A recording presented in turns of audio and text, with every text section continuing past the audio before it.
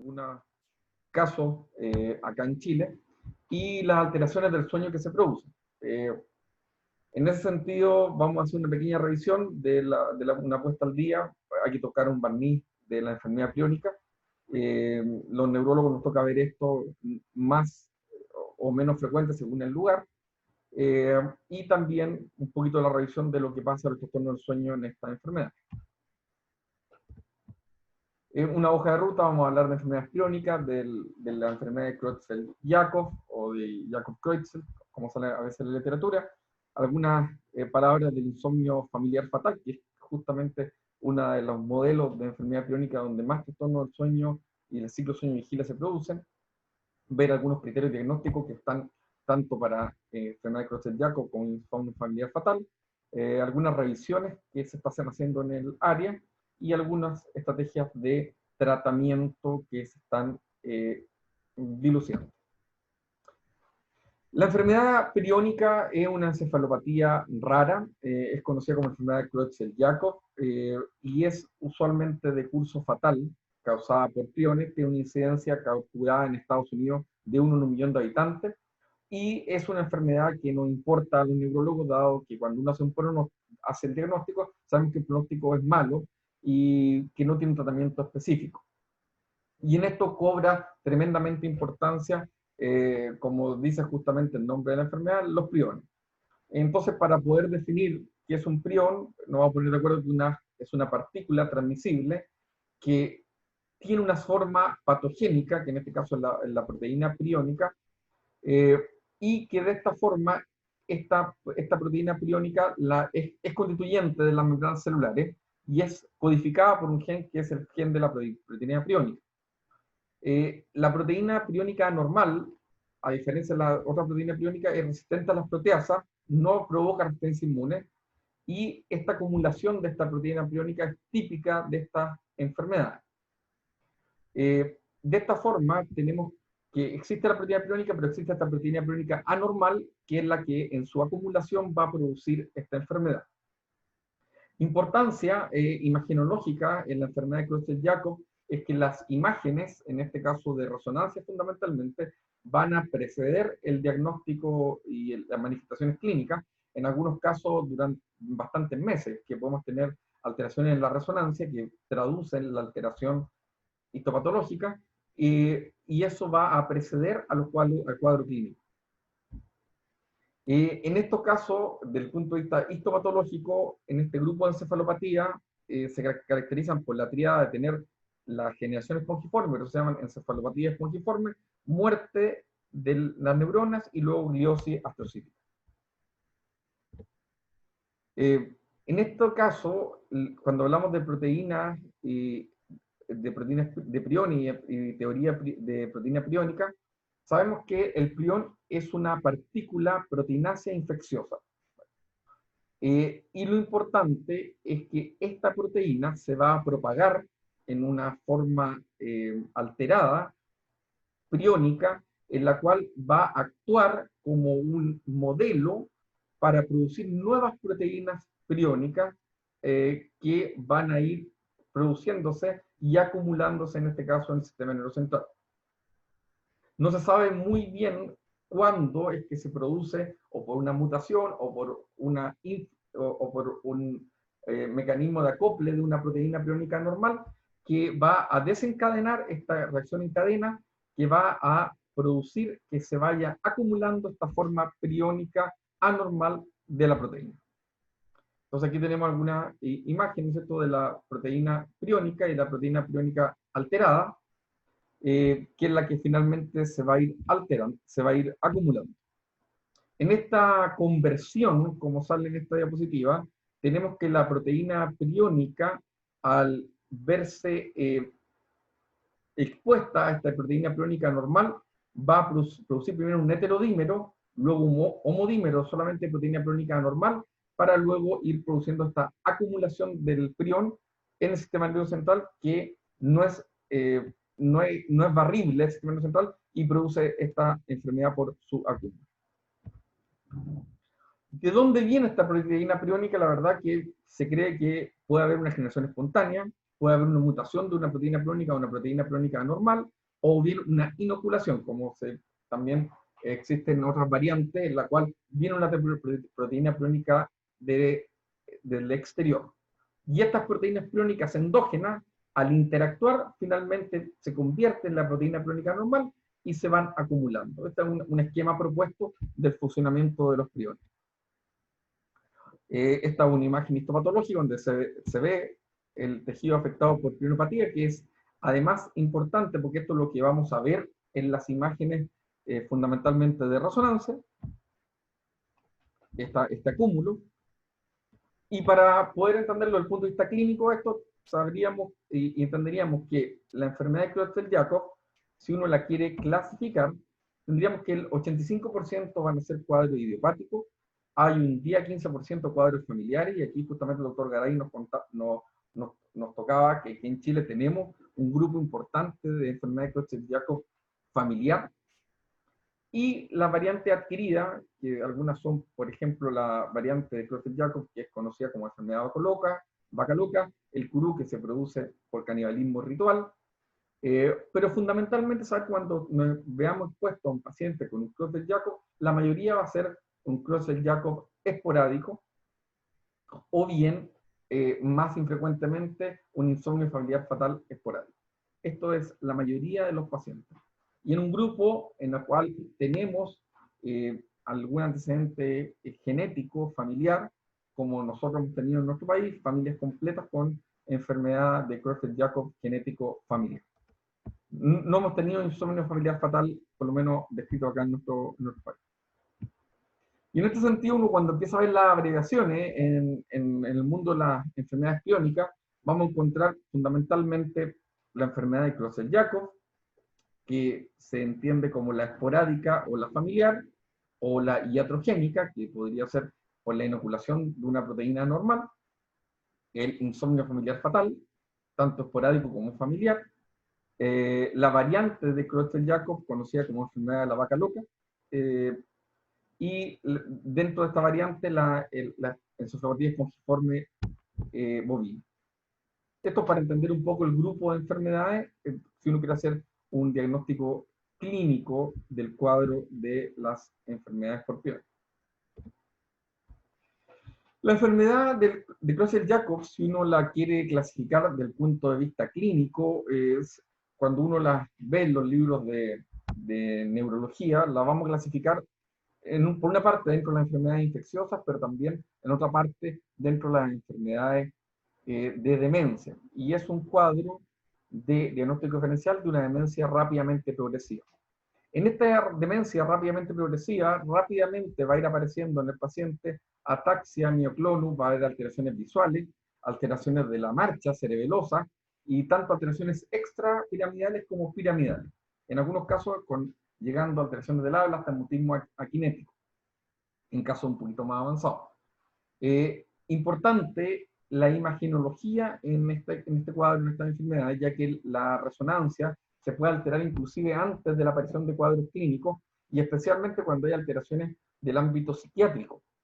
Es decir, podemos tener pacientes con un cuadro psiquiátrico, una demencia rápidamente progresiva, sin ninguna otra alteración extrapiramidal ni piramidal, y ya tiene alteraciones en la resonancia.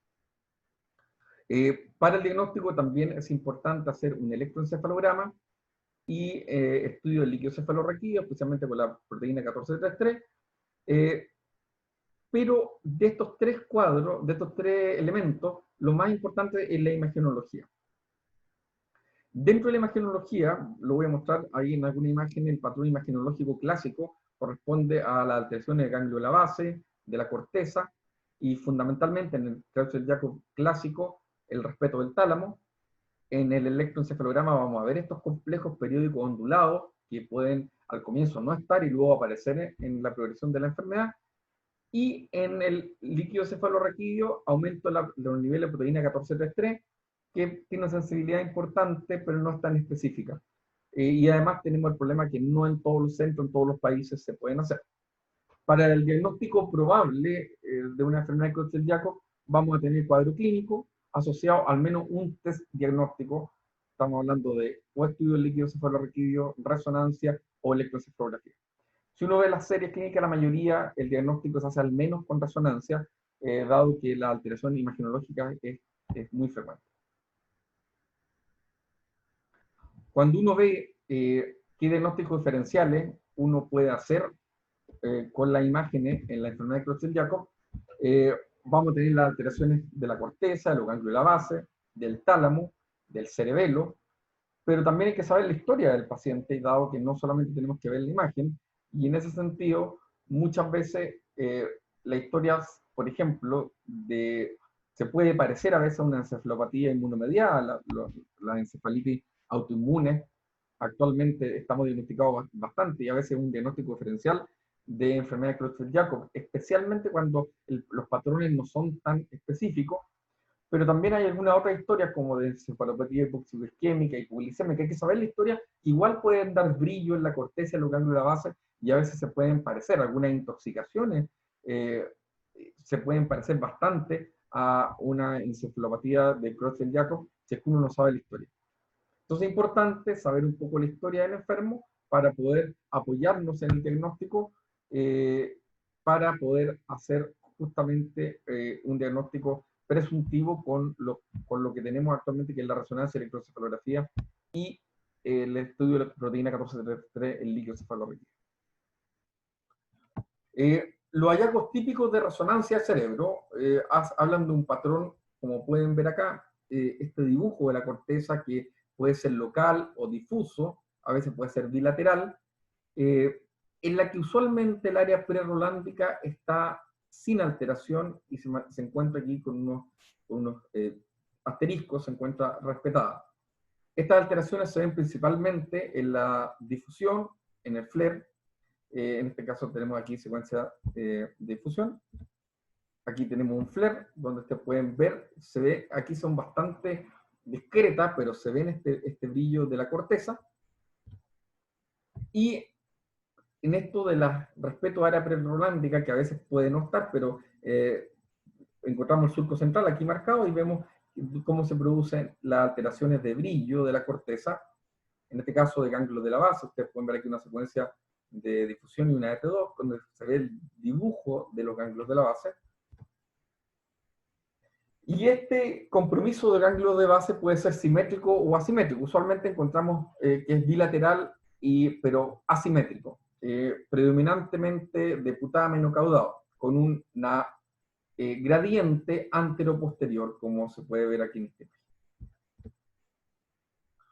El compromiso cortical es importante. Aquí pueden ver este dibujo de la corteza, de áreas de la corteza frontal o de áreas del cíngulo, de la corteza límbica, del circuito límbico, perdón. Y eso también explica el cuadro clínico que puede anteceder al cuadro motor o extrapiramidal del Creutzfeldt-Jakob con las alteraciones anímicas y a veces incluso del habla, mutismo, etc.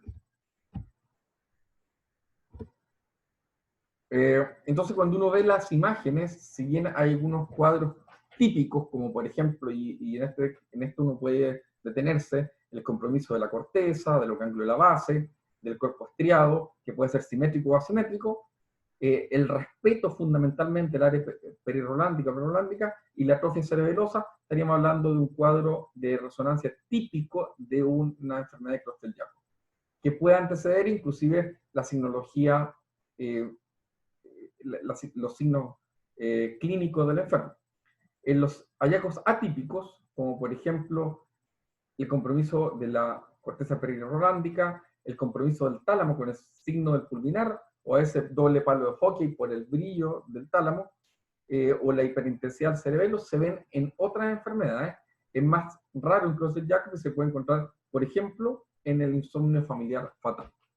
Recordemos que el cuadro clínico de una demencia rápidamente progresiva, en algunos casos con alteraciones piramidales y extrapiramidales, junto con el líquido cefalorraquídeo y la resonancia,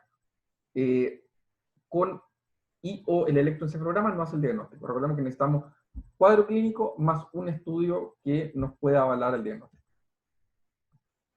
Del insomnio familiar fatal, ya hablamos que está 1 en 1 millón la enfermedad de Creutzfeldt-Jakob, Este es un tipo de enfermedad priónica que es más raro que la enfermedad de Creutzfeldt-Jakob inclusive. Se produce una mutación en el mismo codón de la proteína priónica, codón 178, pero la manifestación clínica es distinta, ya que inicia fundamentalmente con alteraciones psiquiátricas, alteración progresiva del sueño, alteraciones autonómicas y trastornos motores. Tiene una aparición en la edad adulta, alrededor de 51 años, y se puede ver afectado tanto en hombres como en mujeres. Hay dos tipos de progresión descrita en el insomnio familiar fatal. Hay una que es más corta, con una supervivencia muy corta, de menos de un año, alrededor de 9 meses, en la que hay mucha alteración de los ciclos de sueño-vigilia, con estado onírico y disautonomía. Y la otra que es un poquito más prolongada, en la cual primero parten los trastornos motores y luego se agregan las alteraciones del ciclo sueño-vigilia.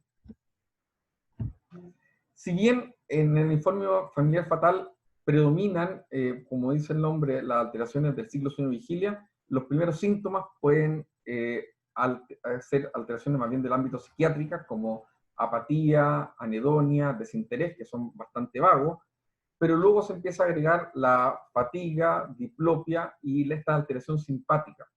Inclusive puede el paciente presentar fiebre, hipertensión, alteraciones como taquicardia o bradicardia, taquipnea. Y importante porque los pacientes van a evolucionar hacia insomnio con una alteración del sueño reparador nocturno, y esto va a producir una importante hipersomnia diurna. En este sentido, durante el sueño se producen movimientos complejos, tipo sacudidas, con pérdida de la tonía del REM, que lleva a estos episodios de estupor onírico, que recuerda justamente el trastorno de conducta del sueño REM. Eso dura un par de segundos y uno ya puede ver en la polisonografía una pérdida del REM, un REM sin atonía.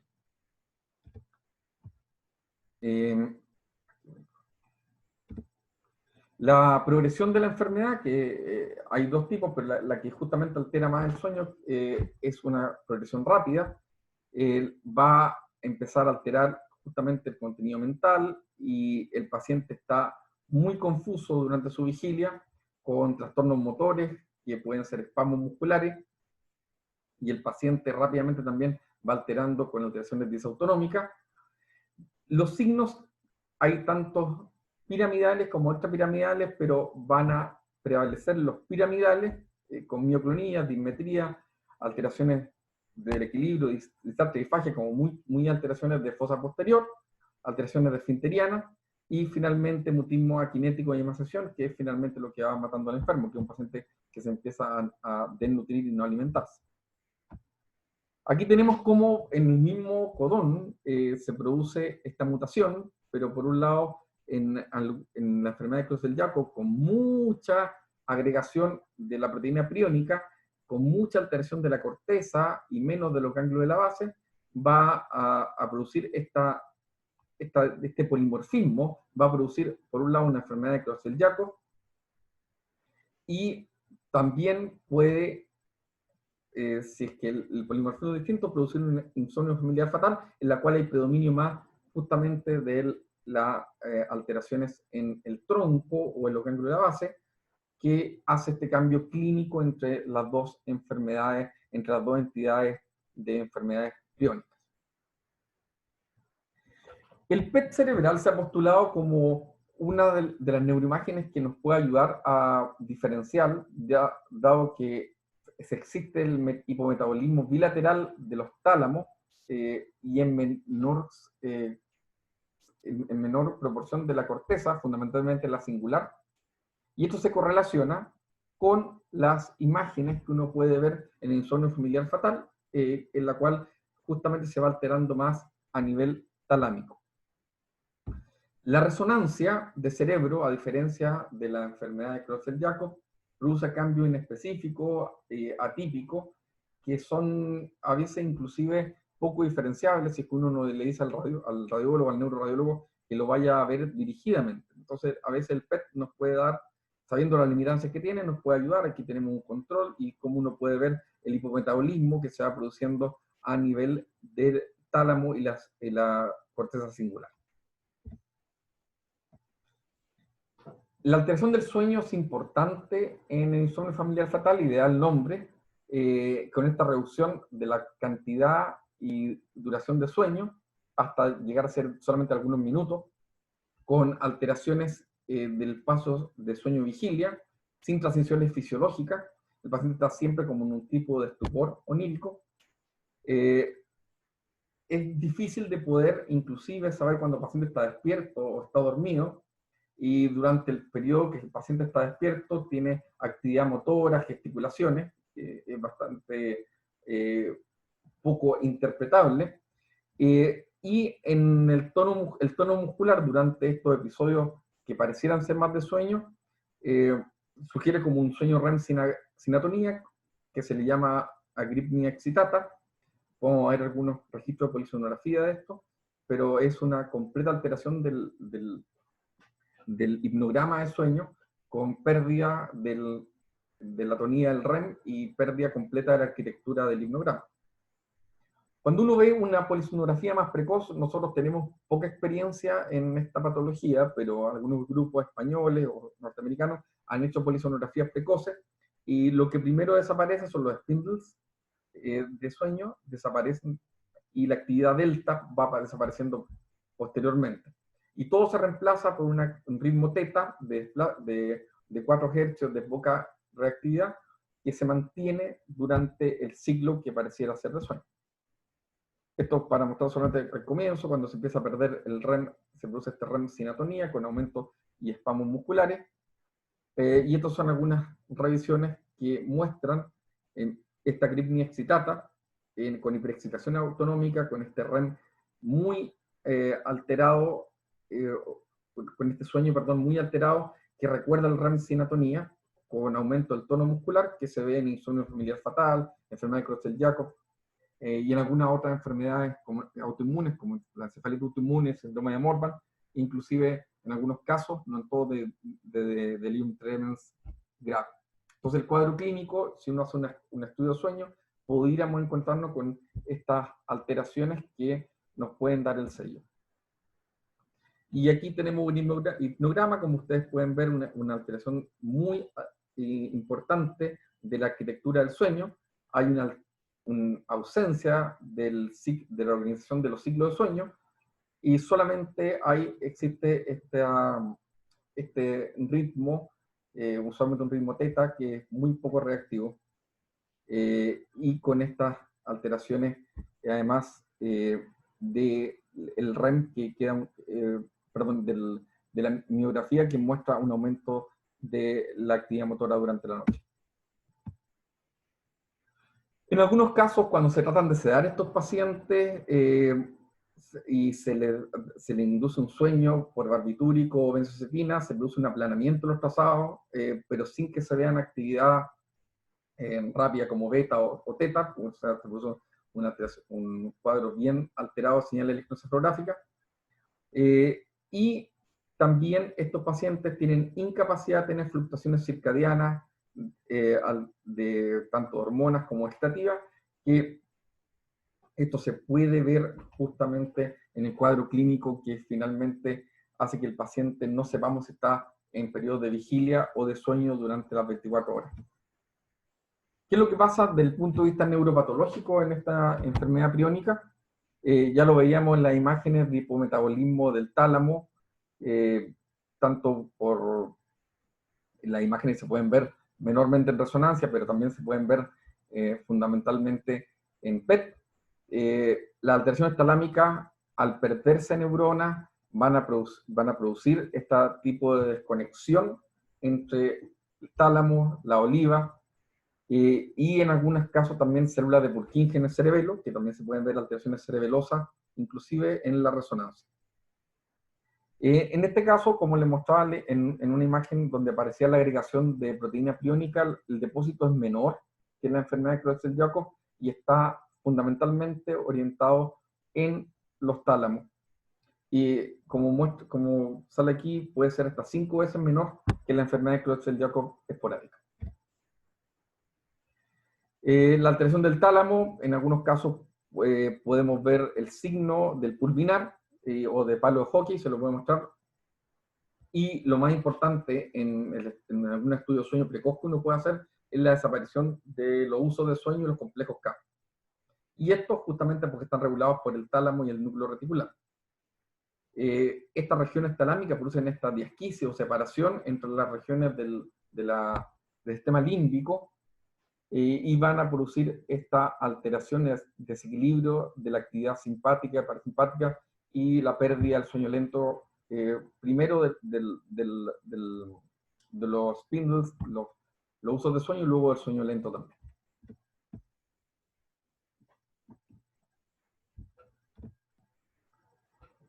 Los núcleos del tálamo y cómo se puede ver en algunos casos infrecuentes, un hallazgo infrecuente de resonancia en la cual se ve esta hiperintensidad en el núcleo pulvinar.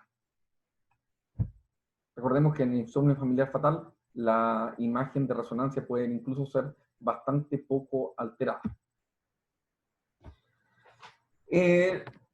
Ya sabemos que en los criterios diagnósticos de enfermedad de Creutzfeldt-Jakob tiene que existir un cuadro clínico y tiene que existir una correlación con las imágenes de resonancia o electroencefalográfica o en la proteína 14-3 del líquido cefalorraquídeo.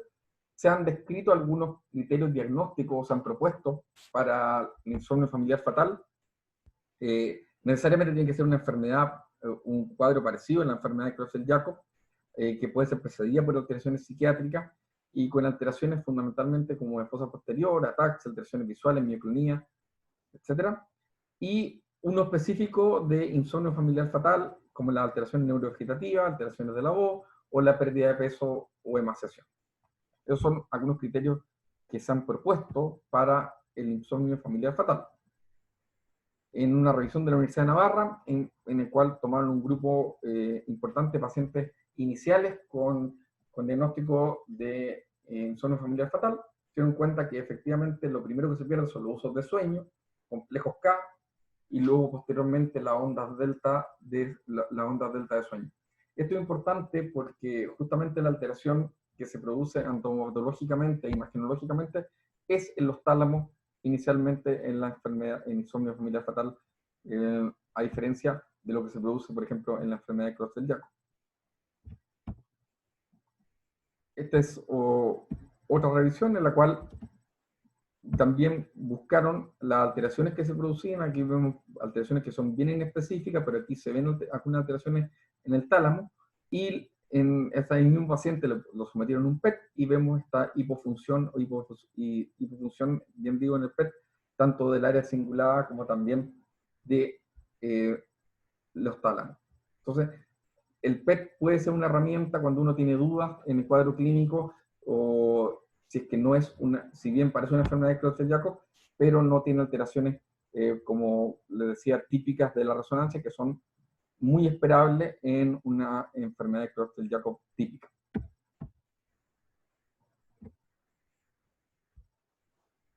En el insomnio familiar fatal, aquí podemos ver en esta imagen que los trastornos del sueño son tremendamente frecuentes de encontrar y están casi presentes en todos los enfermos con estas alteraciones iniciales, pero también la parte neuropsiquiátrica, desorientación, falla amnésica y la emaciación, baja de peso, etc. O sea, no solamente una alteración del sueño, sino que una alteración autonómica, disautonómica de la persona que tiene esta enfermedad, con signos vegetativos, mioclono, etc.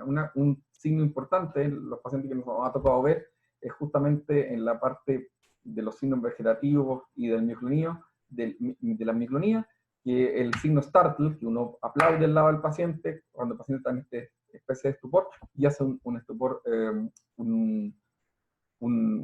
hace una mioclonía frente al aplauso, llamado signo startle.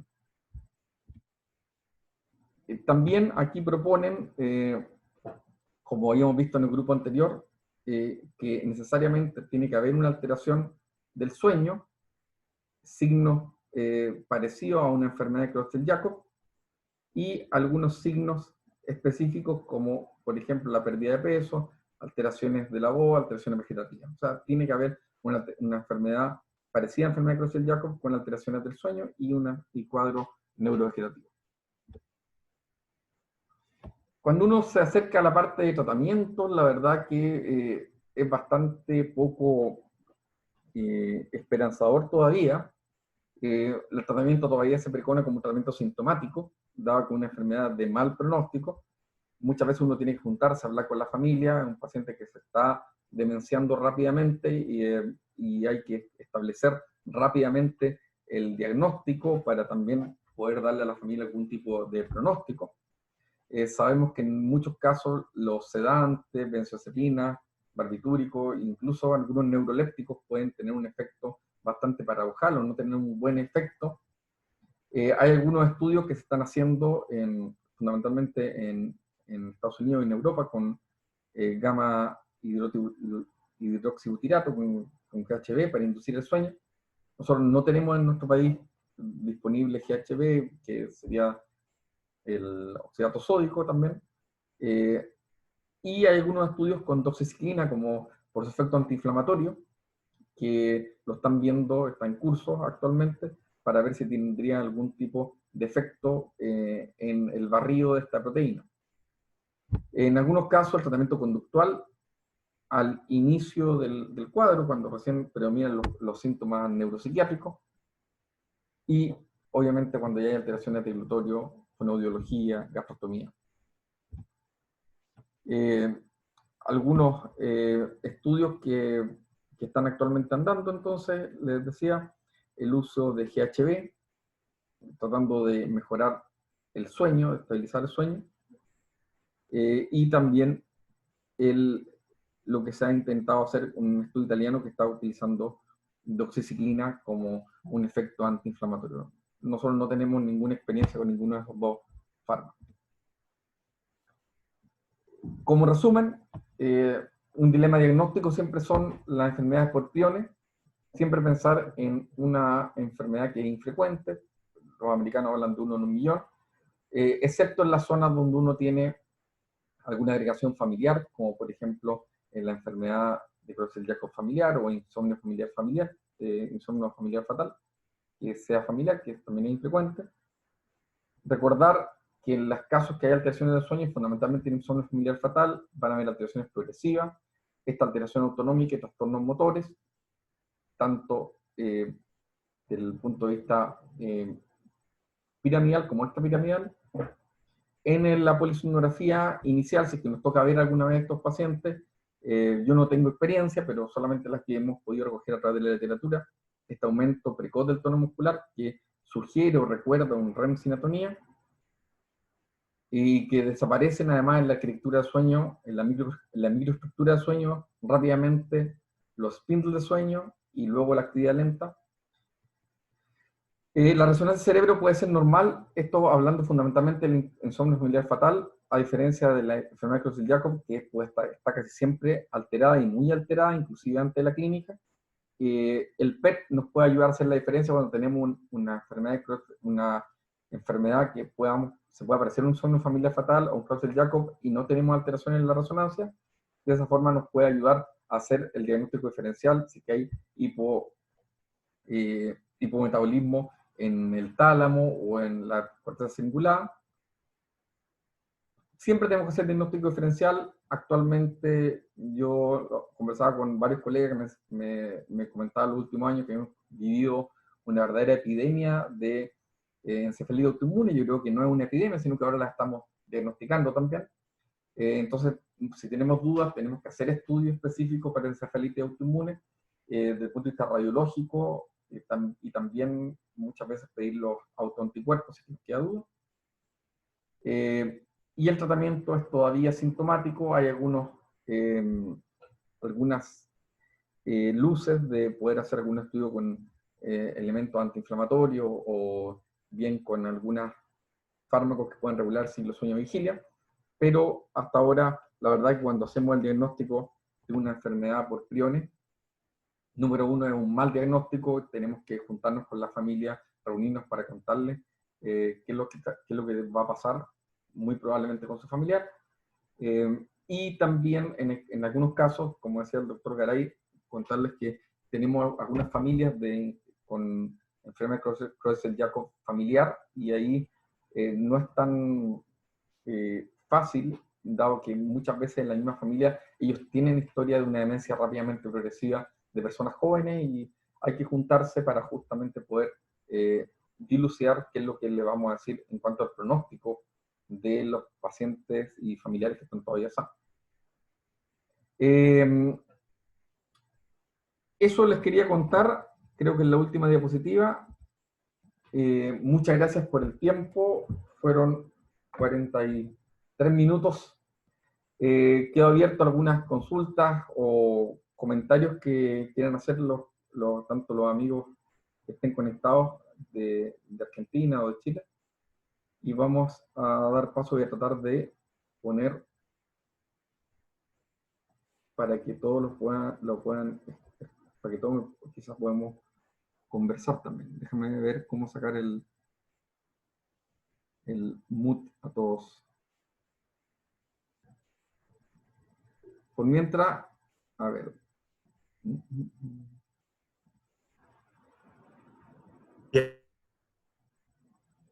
Anda a compartir.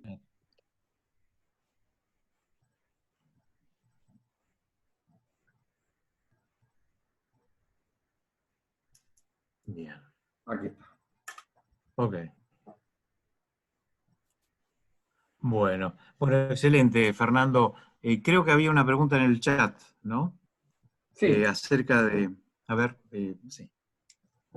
Sí, yo voy leyendo acá en el chat, o si quieren que me ponga en el chat, le puedo sacar el silencio para que la pueda también...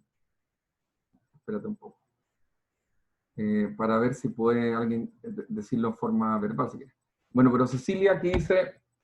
¿qué experiencia existe con el estudio de secuenciación genética para Creutzfeldt-Jakob? Tengo la impresión que nos confunde más que nos ayuda en el diagnóstico. A ver, Cecilia, efectivamente, cuando uno busca, hay algunas cosas con secuenciación genética, pero que aún no han entrado los criterios diagnósticos, y los criterios diagnósticos tienen actualmente todavía, son criterios clínicos con el apoyo para hacer el diagnóstico o con resonancia, con electroencefalografía o con proteína.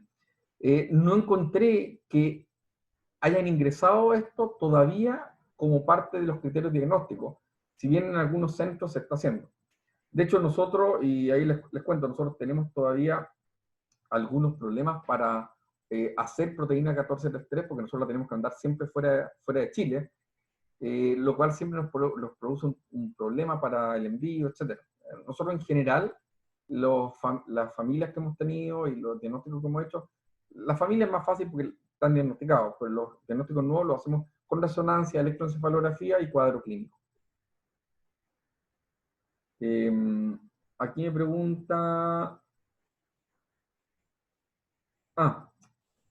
que si en Chile tuvimos Creutzfeldt-Jakob familiar. Sí, nosotros tenemos algunas familias, fundamentalmente de Santiago y la zona central, de Creutzfeldt-Jakob familiar. Hay familiares ahí, algunos famosos que han tenido algunas enfermedades. De hecho, hay una... de hecho, esto no es ninguna diferencia, porque aparece ahí una pianista chilena que aparecía descrita como que tuvo una encefalitis letárgica y finalmente ella tiene un Creutzfeldt-Jakob y los descendientes igual lo han tenido. Eso está en la historia musical de nuestro país, que parecía como una encefalitis letárgica su causa de muerte. Y nosotros, insomnio familiar fatal, aparte de algunas dudas que hemos tenido a veces, la verdad que nunca hemos hecho un diagnóstico, por lo menos en nuestro centro. Sé que en Santiago sí han hecho al menos un diagnóstico, pero creo que sigue siendo algo bastante infrecuente.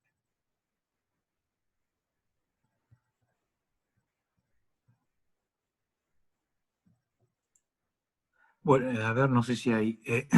no, excelente charla, Fernando. ¿Las familias estas en Chile tienen alguna característica con respecto a si que permitan decir si esa mutación se desarrolló en Chile?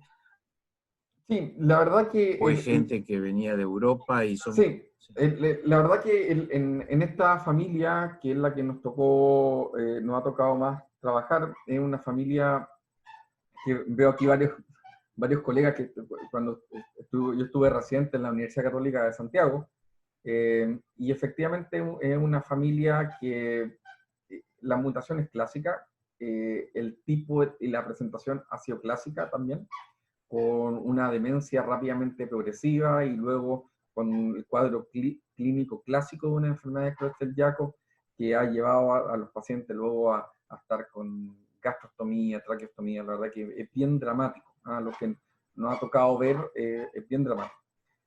Actualmente, que ya no estoy más en Santiago, estoy acá en el norte de Chile, nos toca ver más o menos 3 a 4 pacientes al año con una demencia más rápidamente progresiva, que finalmente hacemos el diagnóstico de Creutzfeldt-Jakob.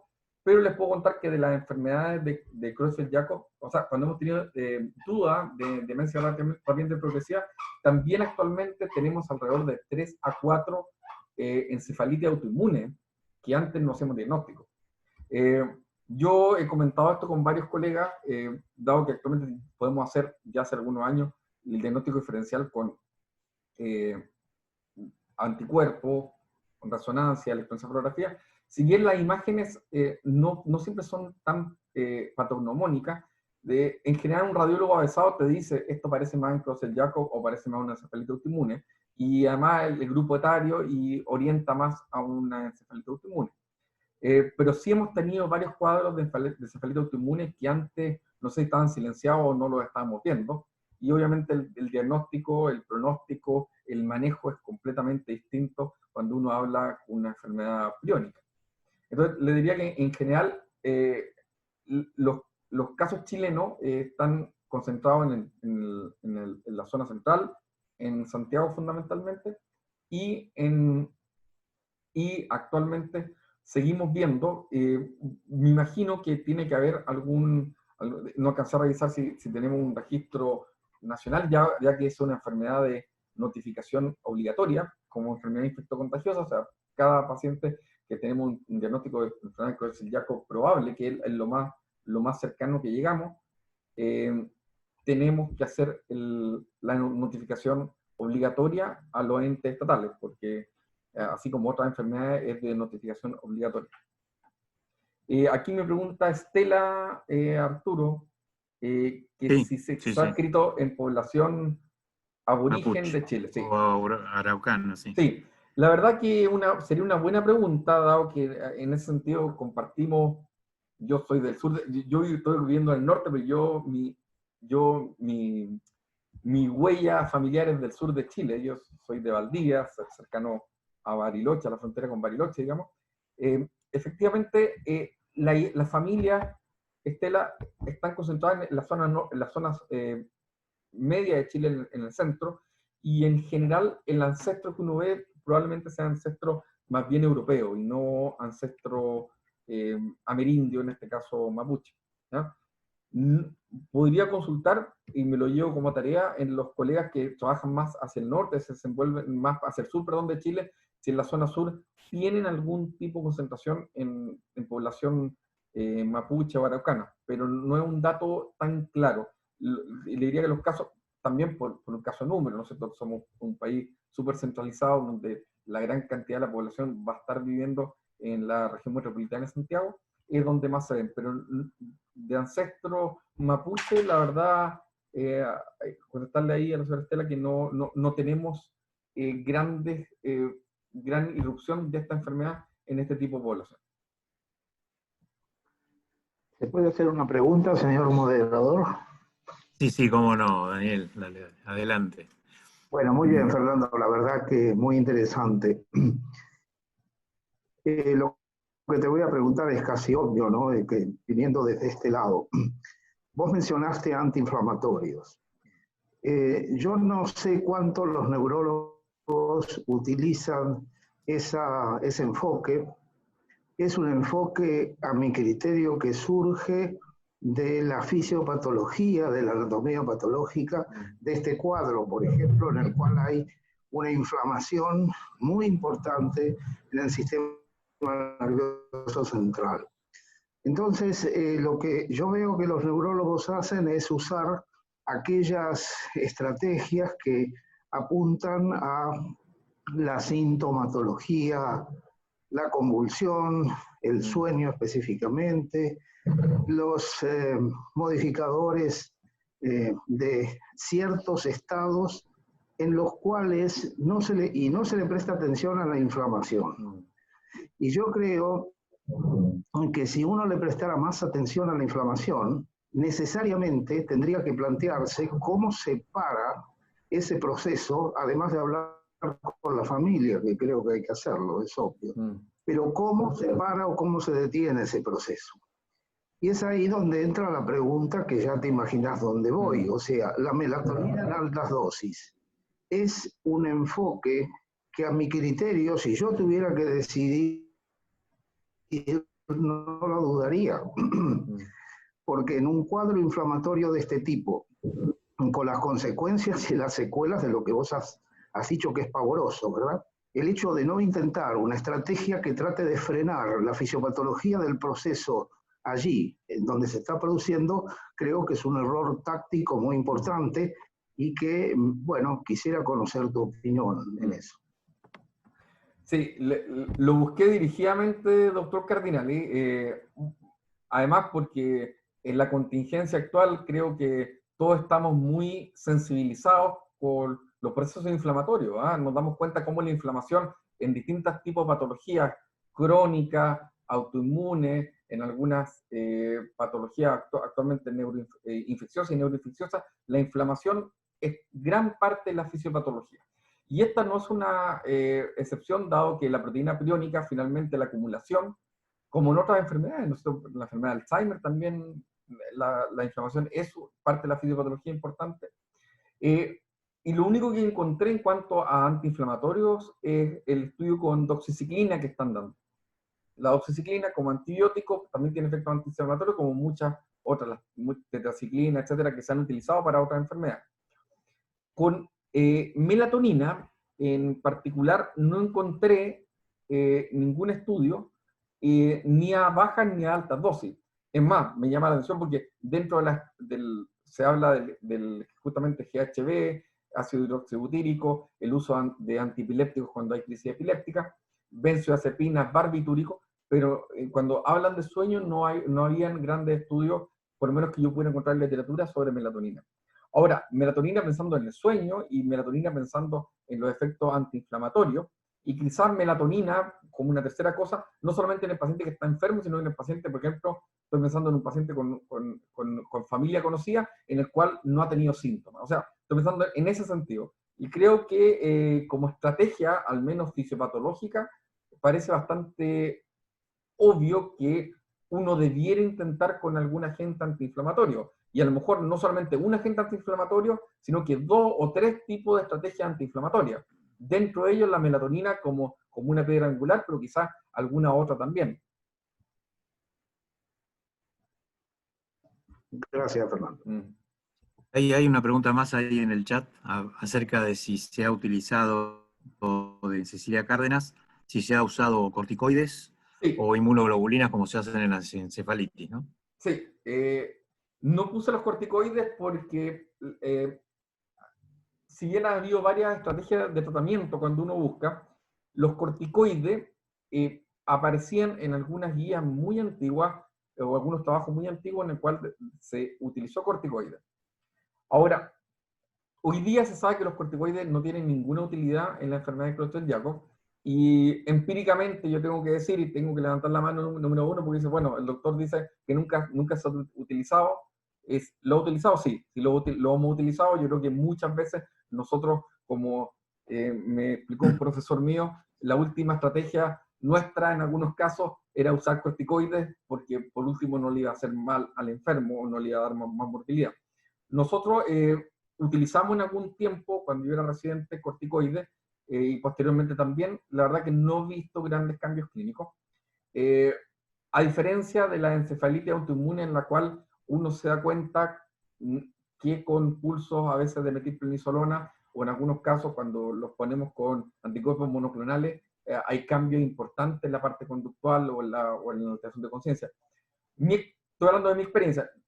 No, en los que vi utilizar, no vi grandes cambios. excepto que a veces el paciente se sentía un poquito más eufórico en la mañana por el uso de los corticoides. Nosotros estamos hablando de un efecto bien transitorio. Sin embargo, no aparecía como recomendación actual. Ahora, si uno ve la historia para atrás, uno dice, bueno, quizás cuántos cuadros que a lo mejor eran encefalitis autoinmune los tratamos anteriormente con corticoides, pensando que eran Creutzfeldt-Jakob, y por eso dijimos, porque está siempre este diagnóstico diferencial. Pero no se recomienda, y como les decía, actualmente, aparte de no recomendarse, como prueba terapéutica, no sé qué podría ser la otra pregunta que dice ahí Cecilia, yo creo que ahí ya va en la práctica de cada uno, ¿no es cierto? Nosotros sabemos que muchas cosas nosotros utilizamos como último evento corticoide. Mi experiencia personal, y eso es muy pequeña, es que no vi grandes cambios.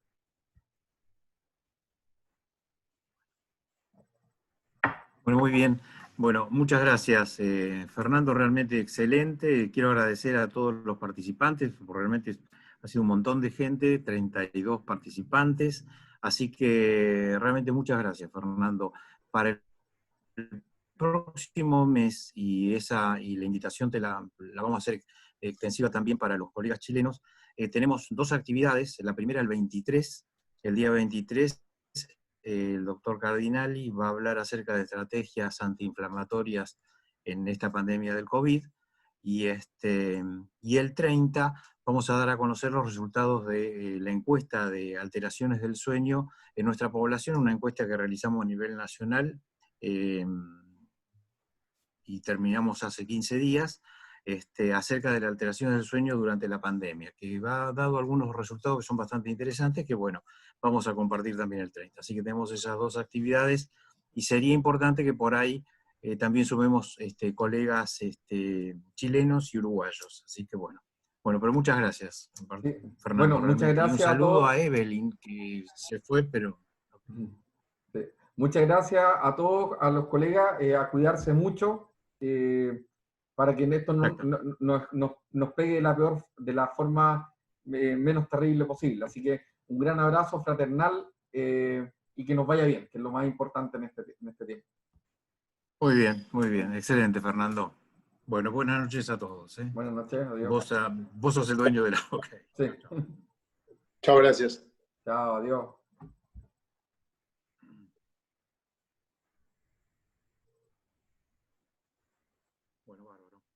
Bueno, Fernando, después cuando esté la grabación, me la mandas. Sí, la grabación ya quedó hecha, de hecho está grabando hasta ahora.